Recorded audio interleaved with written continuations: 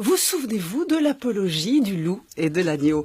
André Gide prétendait que c'était un objet parfait.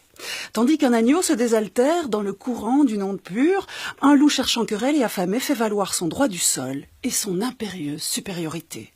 À la fin de l'histoire, l'agneau se fait dévorer par le loup et La Fontaine dénonçait par principe que la raison du plus fort est toujours la meilleure.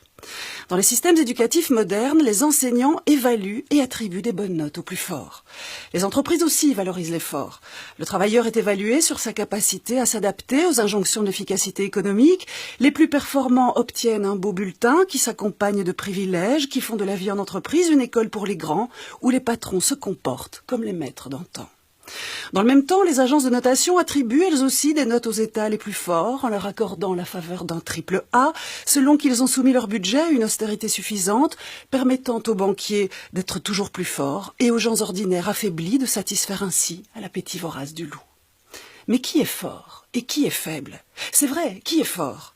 Le plus fort physiquement, le plus fort intellectuellement, le plus habile, le plus endurant, le plus rusé, et qui est faible? Celui qui suit, celui qui dit oui, celui qui est gentil?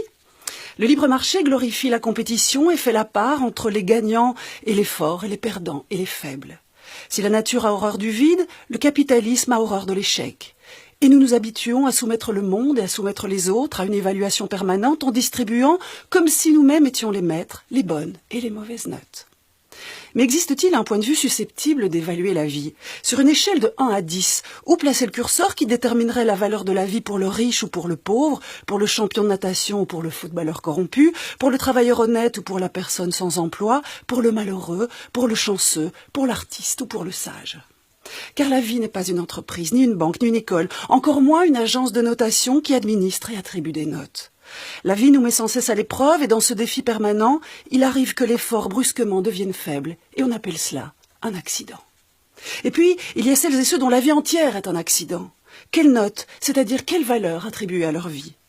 Ils sont un peu comme l'agneau de la fable, on dit qu'ils sont infirmes, qu'ils sont démunis, qu'ils sont fragiles, indigents, vulnérables. Bien sûr, ils n'ont pas l'arrogance des forts.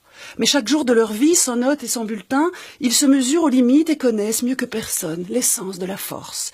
Mieux, ils sont la force, et savez-vous pourquoi? Parce qu'ils font l'épreuve de la vulnérabilité absolue. L'œuvre de la philosophe américaine Martha Nussbaum est traversée par la question de savoir comment vivre. En s'appuyant sur la philosophie antique et sur les auteurs tragiques grecs, elle revisite 3 concepts, celui du corps, celui des émotions et la vulnérabilité.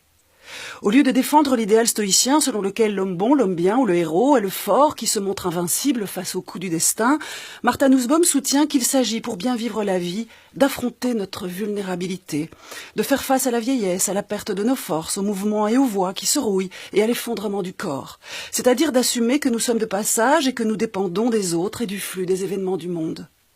La philosophe, pour donner une image de qui nous sommes, emprunte à l'écrivain Henry James le symbole de la coupe d'or brisée. Un objet précieux, certes, mais imparfait et fragile. Dans un registre plus populaire, parlant au nom des blessés de l'existence, le slammer Grand Corps Malade déclare que si les 5 sens des faibles sont touchés, c'est un 6e qui les délivre. Bien au-delà de la volonté, plus fort que tout, sans restriction, ce 6e sens qui apparaît, dit-il, c'est simplement l'envie de vivre. Alors qui est le fort et qui est le faible? Et du cœur de l'agneau et du loup de la fable, lequel bat le plus fort? Et vous, qu'en pensez-vous?